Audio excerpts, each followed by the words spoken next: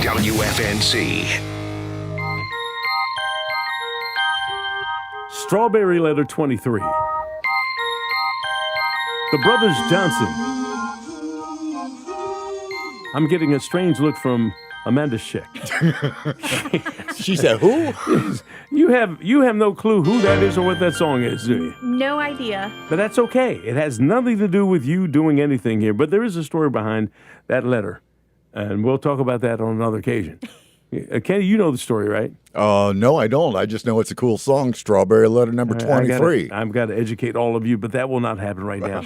Amanda is here for official business. You know, every Wednesday, someone from Cumberland County comes here to talk about something. And and there's always been interesting things. And so your title is Emergency Management Coordinator for the county. Yes. And there's also an emergency manager planner whose youngin is sick.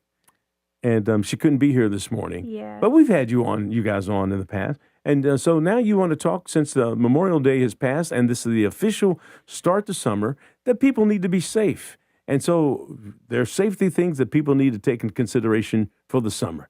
Go at it. Absolutely. Everybody looks forward to the summer, right? It's, get to go out to the beach or go out to the lake or maybe take a hike, something of that nature, just being able, the opportunity to get out. But it comes with some risks.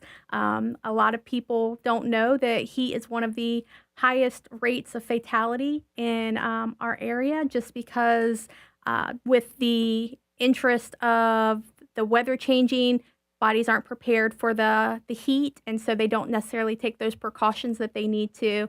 So we're out just trying to make sure that people are remembering to stay hydrated, take cooling breaks, and those additional safety measures so that way they can enjoy their summer safely. Well, where were you yesterday when I was cutting the grass?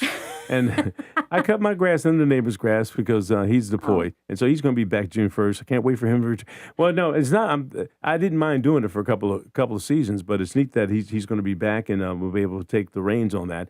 But in doing what we do, and you're out there cutting the grass, all of a sudden I felt a little woozy. And it has a lot to do with hydration. Yes. Now, talk about that. And hydration just isn't something I'll go get a glass of water. You really need to get ready for that. Absolutely. If you feel thirsty, you're already to the point to where you need water. So we always encourage people to carry a water bottle with you, whether that's a refillable water bottle or just getting a bottle from the gas station as needed. I remember when I was little, I was drinking out of a garden hose at my grandparents' house. They were always encouraging us to drink water even then. So we promote that now, and staying hydrated is key to heat safety. And you make a good point about that, drinking water as opposed to drinking beverages with caffeine. Talk about that, because the caffeine can dehydrate you. Absolutely. That's a huge factor. A lot of times you can get those electrolytes packets to add to your water. Some people just don't like the taste of water, so they want to add a little flavor to it. And there's nothing wrong with that, but sometimes just plain old water is just as beneficial. Well, it doesn't have to be that you're cutting the grass. You can be out on the golf course. Mm-hmm. And, after 18 holes or even as you're playing, you can start to feel a little bit. And I know I wanted to get like a Gatorade or something like that. The only problem with that is the sugar content in it as opposed to, but you get the electrolytes and you get yourself going. Sure. To get going back again. The other thing are critters. Critters out in the inside here. you don't have to. You have to watch out for critters and stay safe. Talk about that a little bit. Absolutely. So I love to go out on a hike, whether that's just at one of our local parks or walking around my neighborhood. But making sure that I'm wearing the appropriate clothing. Whether that is layers for protection against ants. We have a lot of fire ants around this area, or mosquitoes as it starts to warm up if I'm out by the river or something of that nature. So making sure that I have that bug spray and loose clothing to prevent heat exhaustion, but also to protect me from those critters you speak of. Critters, and they can be ticks. And as a matter of fact, I'm bringing Kenny back in here because I'm sure everybody has a fire ant story, one or another. Kenny, you ever experienced fire ants? Not with the bites, but I personally have witnessed somebody being bitten, and that was a long time ago. But man, they hurt. But no, I haven't been bitten by that. Well, I have, and I still have you up on camera here because I want you to react to this story. we did a story because the fire ants came from South Carolina. I mean, they were making their way up from warmer areas to the south. I mean, to the north. And so I found out that we had these fire ant invasions happening down in Bladen County. And if you've ever seen a fire ant mound, it's a pretty big mound. And we went down and we saw a mound near a mailbox. And the woman at the home said, well, I don't mind you doing your story out there. But she said, and she was a little elderly woman, because I'm using my elderly voice. And, well, you watch yourself out there, Mr. Bass, because them things will get you now. You better watch yourself. I said, okay, what does she know? She didn't know anything about ants. This woman, get in the house. Leave me alone. You do a story. So the photographer went and he joogied the thing. They came out swarming. They came out in attack mode. They're mad, yeah. Yes, they were. I said, man, okay. And so I didn't think much of it. I'm doing my little stand-up, and one fire ant got up my pant legs. I ran to the house. I didn't know what was going on. Came up my thigh. And the woman said, I told you, give a thing. You guys watch them fire ants. Going up in the bathroom and shake them out. Shake them loose. You have ants in your pants. I had ants. I didn't have ant. I had ant in my pants. One ant was terrible. I mean, shoot. And so I learned my lesson the hard way. Getting them on the lady. Get it out. You don't know anything about the ants. We're professionals here. It only takes one. Well, look, and even the Greek wife that is the program director here, Lou, was working with I worked with this photographer. I was flubbing my thing. I'm doing this. It's a terrible situation. Wait a minute. No, I don't want to say it. It's so. She's standing there doing the report. The fire ants are going up her legs, and she didn't know she was standing in a mound.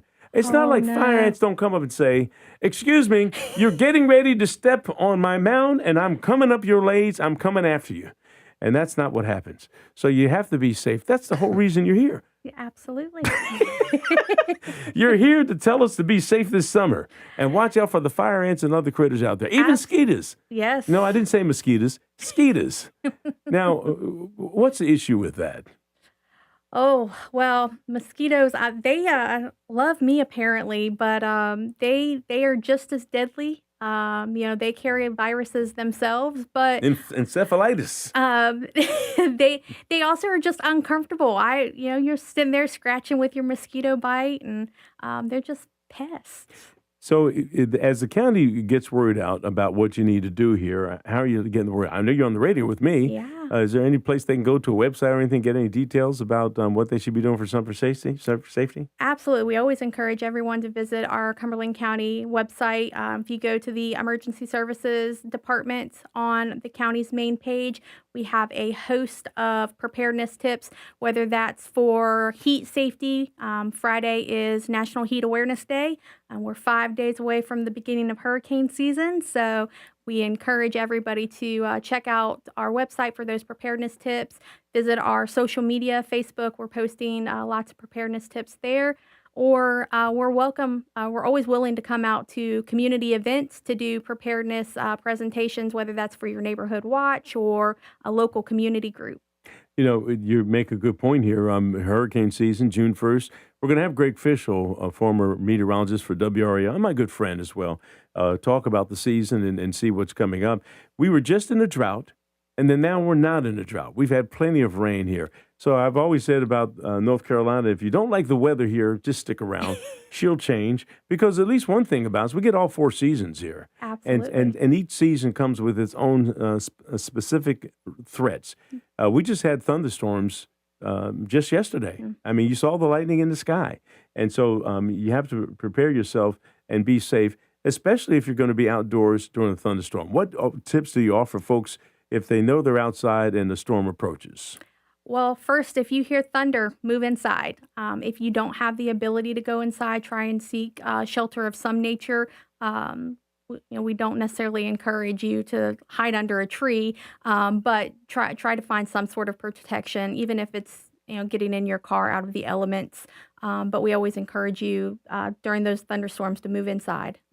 Especially if you're on a golf course or someplace like that, you're swinging the thing, you're holding metal up in the air. You are attracting a bolt at some point in the backswing.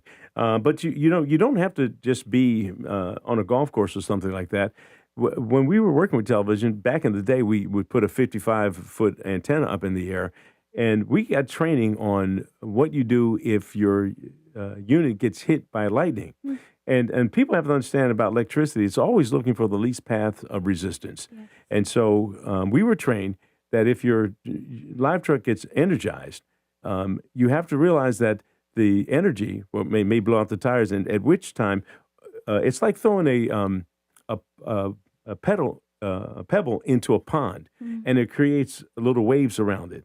And the farther away you get from the pedal, the smaller the waves. And the same thing is true of electricity. If it strikes a tree, the ground is going to be energized, and the farther away you get from the tree, the less energy you're going to see there. So we were trained that if your truck gets hit, you bunny hop out from the truck and away from that area. And the reason you do that is because if you take your leg and as you walk, as soon as you let one leg up, electricity comes up one leg and goes out the other. But if you keep them both together and you bunny hop, there's no path of resistance, so you can get away. Now, this is a training tip that you need to add to your did you know that? I did not know that. So I have to look into it. When I said to the trainer, okay, well, how far do you bunny hop? And he said it's simple. You bunny hop until you see somebody laughing at you. Kenny? And they were laughing, huh? Well, the reason they're laughing is because they're standing in an area that's not charged. Sure. It's not energized. So, you made it to safety. If they're able to stand there and laugh. I thought that was something. I tried that. Do you know how hard it is for a 70-year-old man to bunny hop? 50 feet or whatever it might be. There you go. All right, look, well, how long should people be concerned about their safety stuff here? You guys do this all year long? All year long. Yeah, preparedness doesn't just happen right around the beginning of hurricane season or the beginning of winter weather. We want to make sure that everybody's prepared every day. A prepared household helps make a prepared community, and a prepared community makes us more resilient. Now, you're talking about hurricane season coming up, and I've mentioned this as well. The governor put out information that now's the time to make sure you got things going here. It doesn't have to be a hurricane-forced wind source to get here. The amount of rain we can get could also lead to some devastation here. We've experienced firsthand. What type of stuff are they talking about putting in a prepared hurricane preparation kit? Well, we always encourage the essentials of some water and non-perishable foods, flashlights. Don't forget the batteries. It's important to have a weather radio, but also you're going to have those things that are unique to each individual and family. Parents with small children are going to have essentials that a single soldier might not need, or somebody with pets, reminder to bring their pet food or their medications, things of those natures. So every kit is different, but we want to make sure that you have those essentials to get you at least through the first 72 hours. Well, I mean, the neat thing about a hurricane, and not that it's neat, is the fact that we can see it developing and you have time to prepare yourself. Tornadoes are a different thing. Yes. So when you have the storm and you hear the warnings or the potential, for a severe weather, you really need to take that very seriously because they can change very quickly. Absolutely, yes. That's one of the reasons why we always encourage our citizens to sign up for Cumberland Alerts. Make sure they get those notifications as quickly as possible, whether that be for an evacuation notice or just something as simple as a weather notification. Yeah, I've heard the thing go off, and then you look at your phone, and then you see what you got, and there's a guy that comes on that says, "This is an alert." He has this unusual. It kind of sounds like Kenny, like he's a. This is an alert. Yeah, Kenny, you would be really good at that. Coming in, making that announcement. I could even go. So yeah, yes, that's right. It does say that, doesn't it? But anyway, yes, it's good to have that. And where do I go to get that? The Cumberland Alerts. So Cumberland Alerts, you can link it from the Cumberland County website, our Facebook page, or if you just do a quick Google search for Cumberland County Alerts, it'll take you to our page. It's a quick sign up. Well, look, Amanda SCHECK is the emergency manager coordinator. Your planner could not be here, and we hope she gets well, but she'll be here next time. We've had you on in the past, and you provide some very good information for the folks who live in Fayetteville and listen to our show, not only on the radio, but on our podcast as well. You're a big star now. Oh, yay. If you discovered I get 15%, you didn't get that clause, did you? I didn't. I missed that memo. Right, and before we get out of here, I'm going to go with Ariel. So our person who didn't want to be on TV, is on TV. You see, she's Sneaky.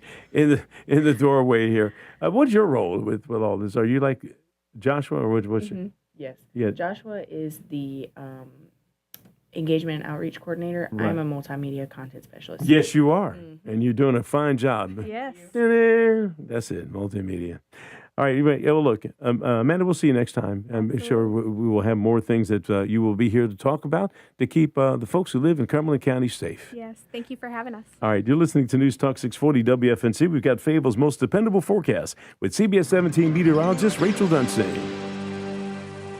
Wednesday will be mostly cloudy with a high of 89. Thunderstorms will arrive after 5 p.m. and then end before midnight. The rest of the night will be partly cloudy with a low of 72. Thursday will be partly cloudy with afternoon storms and a high of 91. Friday should be a drier day and temperatures will fall into the 70s by the weekend with a few spot showers on Saturday. That is your Fayetteville forecast. I'm CBS 17 meteorologist Rachel Dunsing.